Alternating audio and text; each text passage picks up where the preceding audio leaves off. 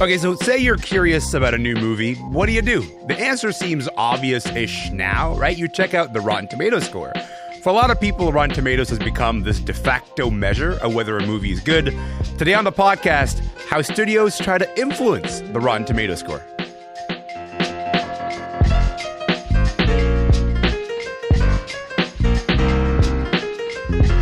I'm Elamin Abdelmahmoud. This is Commotion. Listen, I don't think it's an exaggeration to say that Rotten Tomatoes has made itself one of the most important film sites. You're looking to go see a new movie. What's the thing that you do? The first thing you do is you go, okay, I'm going to look up the Rotten Tomatoes score for this thing. The idea here is that this is one easy metric that sums up how critics feel about a movie. A metric that you can trust, right? Well, not so much. According to a meticulously reported piece in Vulture, there is a lot that is rotten about Rotten Tomatoes. Just one of the latest examples of the problematic nature of film criticism right now. Rad Simonpillai is a Tomato Meter approved film critic and a regular here on Commotion. And Lane Brown wrote that piece for Vulture. Rad, Lane, what's good, everybody? How's it going? I just deteriorated inside when you called me that. When you called me a tomato-approved critic, dude, like, you're a top critic. What do you want me to do? Yeah, you go to Little Top Critic and it's like that. Rad. You said tomato-approved critic. Like, use the top critic thing. It makes me feel a little better. No, I will. You're a Tomato Meter approved critic in my books, and that counts for a lot. Lane, let me start with you. Why did you want to start investigating Rotten Tomatoes? Well, I am a reporter, and I talk to a lot of people in and around the movie business all the time. And I was sort of surprised at just how often the site came up. A lot of actually serious people, seem to put a lot of stock in Rotten Tomatoes. I heard from indie distribution executives who told me that one in particular told me that he wouldn't buy a movie at a festival unless it had an 80% score or above. Wow. I talked to publicists who tell me that they sometimes feel like their entire jobs revolve around the Tomato Meter. And making sure their movie scores are as high as possible. All of that's kind of a shame because it's a really stupid website. So I tried to, kind of reconcile those two things, and I started digging, and I wrote this piece. We should, I guess, explain roughly how Rotten Tomatoes work, which is that it's an aggregator of reviews. It collects all the reviews that are out there of a single movie and, say that there's 100 reviews for a movie and like 70 reviews are like, yeah, I liked it fine. That movie's now, certified fresh. You can go see it. It has 70% Rotten Tomatoes. It's kind of how many critics agree on this thing. Rad, this is where I get to ask you to put it a bit more in context for us in terms of how people use this site. How much does Rotten Tomatoes matter, not to you as a film critic, because I can see you making that face, the face that you make when you're like, I don't know about this thing, but to like the average person, someone who's just trying to figure out, what should I go watch this weekend? Yeah, I mean, look, like I have family and friends who none of the single one of them want to read my reviews, right? So I know the mass population is generally not about reading, 1,000 words on a movie. So if they have not already bought into the marketing, like if the Marvel conversation has not already roped them in, if like the massive, like all the ads they keep seeing on Instagram or TikTok or whatever has not already roped them in, if they're somehow on the fence, then they will go check a Rotten Tomato score, or alternatively an IMDb score, which both have just like, they're just, for the most part, you're gonna get 80 to 90% on most movies, because this is the problem with Rotten Tomatoes. When you just have this kind of mass demographic, like kind of populating the scores, and most people just don't want to hate movies, you end up just people are just co-signing every single movie that has like a little bit to offer. I have to say that that felt particularly pointed. That's because we were at a movie together, you and I, Rad, yesterday for the Toronto International Film Festival, and I walked out, I was like, oh, I really like that, and you just made this face, you're like, oh, I can't even look at you right now, and we will come back to that at a later point, Rad. But Lane, let me come back to you. At one point in your piece, you write that the math just stinks at Rotten Tomatoes. Break it down for us. How does this magic formula work? Not very complicated. So basically, every review on the site is classified as either rotten or fresh, good or bad, positive or negative. And then a Rotten Tomatoes score for a movie is calculated by just basically dividing the number of positive reviews by the total reviews. Like, that's it. And so there is absolutely no attempt to sort of gauge enthusiasm of a review. And so if a movie is really positive or only a little positive, it counts all the same. It just counts as fresh. And so what you have are these really mediocre movies that just get passing grades from a bunch of critics, and they can score 100%. Whereas if you have something that's a little bit more divisive, which is kind of what happens when you have a lot of great movies. It's like you'll have really passionate 90% and maybe a really maybe 10% of critics will hate it, and it'll actually end up scoring lower than some mediocre movie that just a bunch of critics felt like they could say, yeah, it's fine. In a way, it's trying to say the same two people can have a college degree, and one of them can have an incredibly high average and the other one has a very low average, but they both pass. And so you go like, oh, these people are basically exactly the same, even though they're not. Mm-hmm. Yeah. Right. Exactly. Is that the analogy? Okay. I think go ahead, Rad. Go ahead. I think when Lane speaks towards like a more challenging movie, so you say something like Inherent Vice, which is like, for me, like I think it's a brilliant movie or whatever, but that like initially scored like 60% on Rotten Tomatoes because you have people who are challenging to grapple with it. So this system, all it does is reward mediocrity, because if you create like safe product that has a little bit of thing that people think is fine, that gets the 100% score. There is something about you using Inherent Vice out of all movies as the example here. I'm very passionate about that movie. As you should. I imagine you're the kind of Paul Thomas Anderson guy who's like, you walk into the room and be like, let's just talk about PTA. That's what I do. And we have not done that on the show yet. No, we need haven't. to make time for that. Yes. And the time will come. Lane, can you think of a particularly powerful example of like, here's a movie that did really well on the tomato meter, but that's just because of the way that the ranking system is set up? Oh boy, a lot of. I'm going to lose some friends here, but Paddington 2 is, it's up there with Citizen Kane, and that feels a little bit, it's as good as Raging Bull according to the Tomato Meter. What's Paddington 2 catching strays for today? Okay, all right, let's go. Well, it's no comment, but it's okay, yeah. Yeah. Can I add? Please we have add. a Haunting in Venice is opening on Friday, right? And if you look at the Rotten Tomatoes scores, they were like yesterday they were 85%, pretty high. But then if you read the individual reviews, it's like, oh, it's mediocrity, but has some nice scenes.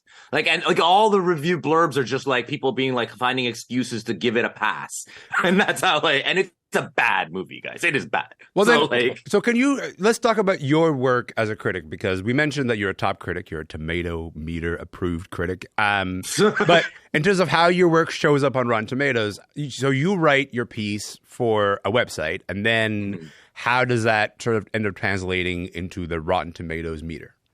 So I write my piece for, let's say if it's the Globe and Mail, the Guardian, or even if I'm talking on CTV, when I write for the Globe and Mail, Guardian, Rotten Tomatoes automatically picks up the review, and then they give it a score based on my writing, right? And that's already the big issue, that the fact that my writing might be more complex than saying, this is, again, my writing's not always complex, but I'm just saying, it's like if I'm going to really unpack ideas in a review, I'm not here to tell you whether you should go see this movie or not. I'm just trying to help you understand it. I am giving you my opinions, but Rotten Tomatoes will then take that review and say that this is either a positive or a negative review, when sometimes that is not really the purpose of my review, right? And that's kind of like the original sin of Rotten Tomatoes. Well, it seems to, at least, Lane, understand that there's a distance between what people use criticism for and what critics see criticism as for, because Rad is engaging in a decades-long tradition of criticizing art and putting it in context. People are like, I just want to know what movie should I go to this weekend, and there's kind of like a simple kind of economy there, and we should say that the studio system. You mentioned how in your piece you also get into how some cases people are getting paid to post positive reviews because it's worthwhile for the studios to figure out how to game the Rotten Tomatoes score. How does that work? Well, so they're not actually getting paid to post positive reviews, but what they do. So I found a PR firm, a tiny PR firm that was paying critics $50 to review their movies, and then they were strongly suggesting that if they wrote a negative review, which they were allowed to do, they could write anything they wanted to, but if they wrote a negative review, they were asked not to submit that negative review to Rotten Tomatoes or post it to a different blog that Rotten Tomatoes doesn't see, which has the effect of basically helping the movie's tomato score. But that is essentially paying for positive reviews, is it not? More or less. Okay. Right. It's a clever loophole. It's a workaround. Yes, Rad, you were going to say something. Well, I was going to say that even let's say if I wrote a review that was mediocre, kind of in the middle, and in the system of rotten or fresh, it could go either way, and Rotten Tomatoes decides that it's rotten, I can get a PR friend might come to me and like, hey, can you just switch that to positive so that I'm not getting trouble from LA? Because my boss is right now is like, that guy in Toronto who's your responsibility, he just screwed our Rotten Tomatoes score. Like that's how like it has become this kind of grueling industry where the people we work in direct contact with are getting pressure from their above bosses to make sure that all of our things are not messing up their precious Rotten Tomato score that they are then going to use for marketing. Which is, again, that suggests that you are in a different business than they are, because you are in the business of saying, hey, here's how I consider this piece of art. And they're in the business of saying, we need you to land on, hey, is this fresh or rotten? Yeah. And that's just like not how art works. Like that's not how we engage with art in the first place. And also what they're doing. Sorry, go ahead. No, they just want to turn it into Consumer Reports. It's like TLDR, the website. Should I buy this truck? Should I, yes. There's a lot of things that a movie review can do that's not necessarily telling you go see it or don't go see it. Yeah. And everything they're doing is detrimental to my career, because what they want to do is reduce me to this all started with Roger Ebert and Siskel and Ebert. Okay, like the whole idea system. The thumbs up, thumbs down system is what kind of ruined film criticism, where it's no longer a conversation on unpack ideas. It is just like, let me just tell you yay or nay. And they're trying to, what everyone was trying to do is when they're trying to reduce our reviews to just a score, they're making us expendable. We're replaceable. We're like, it's detrimental to our career. And that's why it's just feeding a system that is furthering or making people not have to read reviews anymore. So what do I need to be in this for anymore? You're irreplaceable to me, pal. I'll tell you that. So if you're just joining us, my name is Elamin Abdelmahmoud. On today's podcast, we're looking at the movie reviewing site Rotten Tomatoes. Lane Brown is here. Rad Simonpillai is here. Lane, I was genuinely shocked to find out that Warner and Universal bought Rotten Tomatoes, because I think I keep forgetting that happened a long time ago. Like, I remember the story, and then I just I no longer keep track of this piece of information in my head. That's got to be some indication of how important the site is and these reviews are. Can you just put that in perspective for us? Well, sure. I mean, like you said, it's like the Rotten Tomatoes, the movie review aggregator, is now owned by two movie studios, Warner Brothers and Universal, but then also by Fandango, the ticket selling app. And so it's like, it is a perfect storm of conflict of interest, the very definition of conflict of interest. And so, it is in these companies' benefit to make sure that these scores are as high as they can possibly be. Yeah. And amazingly, lo and behold, since the Fandango acquisition, they have made a few changes to the site which have actually helped boost the scores. That's wild to me. Rad, let me ask you this. I'll give you an opportunity to be a bit romantic about film criticism for a moment.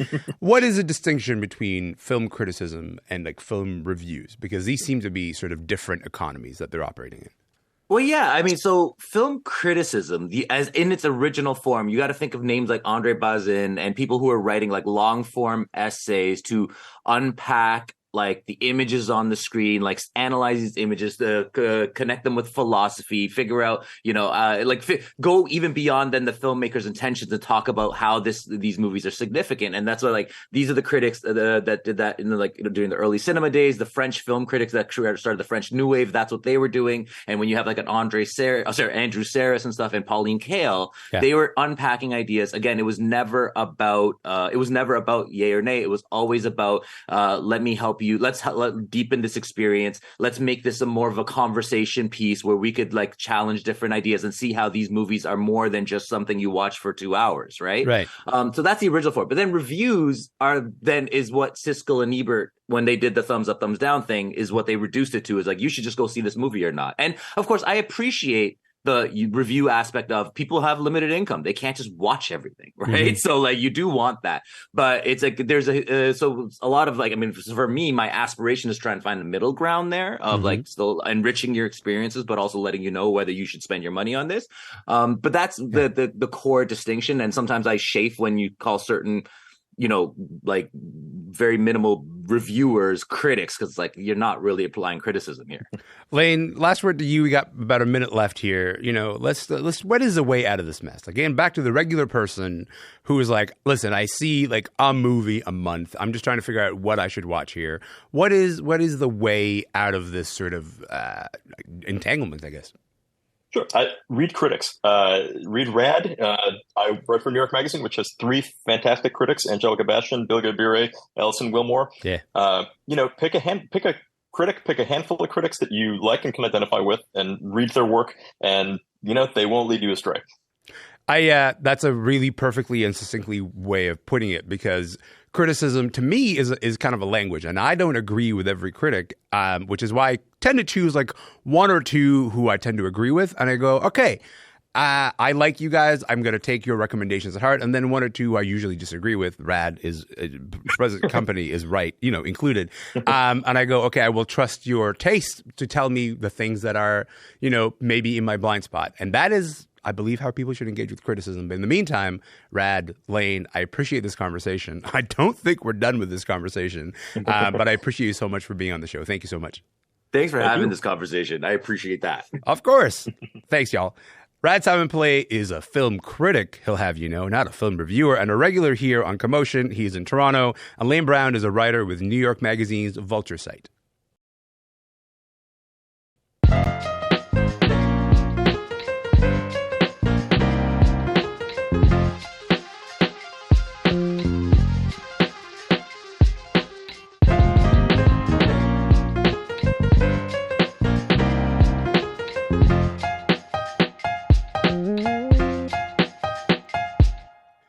I'm Elamin Abdelmahmoud. This is Commotion. Listen, like lots of other major talk shows, Drew Barrymore's daytime show went dark when the Hollywood writers' strike began in May. They have writers. They are members of the Writers' Union. They are officially on strike. But here's the thing. Even though members of the Writers Guild of America are not back at work, the Drew Barrymore show is back in production, and the fourth season is going to start next week. Members of the union picketed outside the studio in New York yesterday. Hey, Drew, girl, what's good? Hey, your writers like you should. Hey, Drew, girl, what's good? Hey, your writers like you should. Hey, Drew, girl, what's good? Hey, Drew, girl, what's good? Pay your writers what you should. That's what they're saying there. Drew defended herself on Instagram saying, quote, I want to be there to provide what writers do so well, which is a way to bring us together or help us make sense of the human experience. It turns out Drew Barrymore's show isn't the only one returning to production without its writers. A bunch of others are as well. Teri Hart is here. She's one of my favorite film critics. Teri, how's it going? It's going well, Elamin. How are you? Listen, I'm happy to have you here. First, the Drew Barrymore show announced it's coming back. And then last night, Variety reported, listen, Jennifer Hudson's show is coming back. The Talk is going to come back. What do you think this says about where we are with the strike? I think it says that we are 4 months into this writer's strike. It started May 2nd. And showing solidarity is getting harder for people and shows. Drew herself said in that Instagram post that I think you're right. She was trying to defend herself, but unfortunately, I think she made it worse. She said that in the first week of the strike, she walked away from hosting the MTV Awards in solidarity. And now they're going back to work on this show without their writer. So that's a pretty big swing in 4 months for Drew Barrymore to take. So yeah, things are getting harder for productions to support and show solidarity. But for those that aren't, they are hearing about it. I mean, there were fellow actors, and let's be clear, this is impacting the writers' strike, not the Screen Actors Guild strike. She's not in any violation of her hosting duties. The Screen Actors Guild has come out and said that. This is in violation of the Writers Guild strike. Well, let's get into those specifics, actually, because those are sort of important things to sort out. Not all daytime talk shows hire union writers. For example, Live with Kelly and Mark has remained in production this whole time without violating any strike rules. But the Drew Barrymore show, The Talk, Jennifer Hudson's show, those are shows covered by the Writers Guild. That's the union representing the writers. How are they going back to work? How are they going back to do this without breaking the rules of the strike? I honestly don't know. I mean, if they're in production, somebody is writing something, intros, questions, openings. But any writing on any of these shows is in violation of strike rules. So the WGA strike, but the SAG strike doesn't allow. So that's the WGA strike, right? That any writing strike, done on these shows is in violation of the WGA strike. But the SAG strike doesn't allow actors to talk about any productions that are affected by their strike. So any studio movies or TV shows, any streaming movies or TV shows. So actors can't come on and talk about their products, essentially. No. And so that's going to affect the guests on these shows as well. She said, I mean, one of the things that Drew said is that they're going to adhere to those rules. They're not going to have anybody on who's talking about their movies or TV shows, which raises the question, Drew, who are you going to talk to? That really is like the biggest question here. I do want to stick with Drew Barrymore for a moment because she posted this statement or Instagram quote saying, I own this. She's owning this decision. How did she justify that, do you think? Well, I mean, she really did point out that the season 3 of her show had wrapped prior to the strike, so they never had to shut it down. But she's making another conscious choice now to return to work amid both the writers and actors strikes because, and I quote, it is bigger than just me. So ultimately, the justification is the rest of the crew, get them back to work. You know, right. I don't know exactly how many employees there are on the Drew Barrymore show, but there would be many. Right. And if that show isn't in production, all of those people aren't working. And so I guess, you know, it seems that her justification is that those people are more important than what the WGA is standing up for in this strike. I guess that's how we have to read it. And to contextualize that, is like, say 40 people work on the show and they have 3 writers or something, then in that case, like the show stops, but all of those 40 people are not getting paid because the show is stopping. So like Drew is essentially making the argument, you know what, I want to return everybody else who's working on the show back to work. We should talk about Drew herself, okay? Because Drew's show is very much built on this persona of hers, this very heartfelt, very vulnerable, intimate thing that she does. She can speak to celebrities in a certain way because she herself is a celebrity, right? Like she'll sit across from them, but like they'll be cross-legged and she'll touch, you know, their faces very gently as she's asking them the questions. It's quite wild. I want to play a bit of this conversation with Pink, actually. They are, in fact, sitting cross-legged in this conversation on a couch. They're fully facing one another. It's like the camera and the audience don't exist. Drew has her hand on Pink's leg. Let me ask you parenting advice, because I think I have tremendous fears of my kids ever going through anything like what I went through. I think about it all the time. Okay, how do I deal? How do I do this? Because I don't know. I don't think any of us. I have a tote bag that says I literally have no idea what I'm doing, and I wear it to preschool drop-off. First of all, I genuinely love her show. Like, I think I really love the way that she conducts these interviews. They're very intimate. It feels like you don't get to see this very often. But I think part of the reason why people are surprised by the decision that she made is that it feels a little bit counter to the sort of compassionate ethos of the show that she's built. Can you describe this brand that she's built and how it kind of stands out in this talk show landscape? Yeah, sure. I mean, there's a lot of different aspects to it. Like, not only has she been an actor her entire life, and for many of us, we've grown up with Drew Barrymore, but obviously her family are Hollywood royalty, you know, actors, working actors.